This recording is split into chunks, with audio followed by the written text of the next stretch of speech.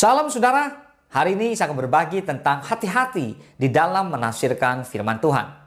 Saudara, firman Tuhan yang disampaikan oleh anak-anak Tuhan, baik mereka adalah pengkhotbah, pendeta, penginjil maupun gembala dan sebagainya, tentu saja berisi pemahamannya tentang teks, topik, dan ayat-ayat Alkitab. Dengan perkataan lain, pengkhotbah menyampaikan tafsirannya tentang firman Tuhan. Menjadi pertanyaan adalah, apakah tafsirannya disampaikannya sesuai dengan maksud penulisnya? Di 1 Timotius 4 ayat ke-16 dikatakan demikian. Awasilah dirimu sendiri dan awasilah ajaranmu. Bertekunlah dalam semuanya itu. Karena dengan berbuat demikian, engkau akan menyelamatkan dirimu dan semua orang yang mendengar engkau. So, berhati-hatilah dalam menafsirkan firman Tuhan. Awasi dirimu dan juga ajaranmu. Jangan asal terkenal, saudara.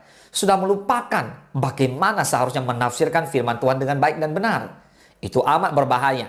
Karena kalau saudara menafsirkan menurut keinginan sendiri, itu bisa menyesatkan dirimu dan juga orang lain. Sekarang ini, ada banyak sekali pengkhotbah menyampaikan firman Tuhan bukan dengan cara yang benar, tapi justru dengan cara yang menyimpang. Hal itu terjadi karena sikap kurang berhati-hati dalam menafsirkan. Mereka tidak sadar kalau tindakannya itu menyimpang atau memang disengaja. Bila hal itu karena terjadi akibat kurang hati-hati atau tidak menyadarinya, bertobatlah dan perbaikilah dengan belajar Alkitab lebih baik lagi. Tetapi bila itu adalah perbuatan disengaja, saudara tetap bersikeras dengan tafsiran yang salah itu. Berhati-hatilah, karena itu adalah sebuah penyesatan.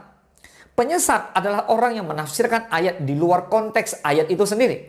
Atau ayat itu ditafsirkan terlepas dari ayat-ayat lainnya.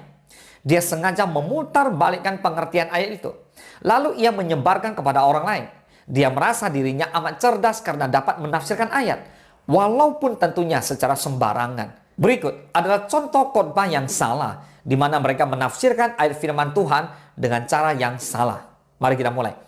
Katanya Yesus berdusta. Kita lihat Matius 15 ayat 24. Jawab Yesus, "Aku diutus hanya kepada domba-domba yang hilang dari umat Israel."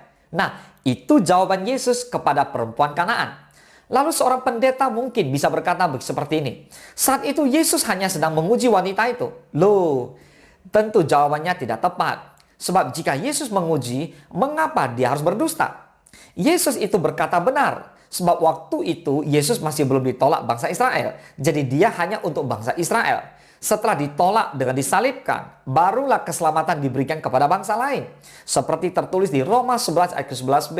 Tetapi oleh pelanggaran mereka, keselamatan telah sampai kepada bangsa-bangsa lain. Oke, berikut ada contoh lain lagi. Masih ingat dengan kisah Adam dan Hawa? Nah, ingat ya, hanya Hawa saja yang dari rusuk Adam. Banyak pendeta atau pengkhotbah berkata dalam menasihati sepasang mempelai, dikatakan demikian.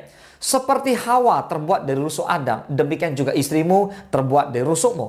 Nah, itu ucapannya keliru. Hanya Hawa yang terbentuk dari tulang rusuk Adam. Wanita lain terbentuk dari kandungan ibunya. Sebab bagaimana dengan wanita yang lebih tua dari suaminya? Suami yang beristrikan banyak, mungkin akhirnya istrinya meninggal lalu dia menikah lagi seperti itu ya. Atau terjadi pula istri yang berganti suami, atau wanita yang akhirnya tidak menikah. Nah, sulit sekali menjelaskan dari mana asal mereka, bukan? Oke, kita ambil satu contoh lagi tentang kaya secara materi. Lihat, ia yang oleh karena kamu menjadi miskin, sekalipun ia kaya, supaya kamu menjadi kaya oleh karena kemiskinannya. Tertulis di 2 Korintus 8:9b.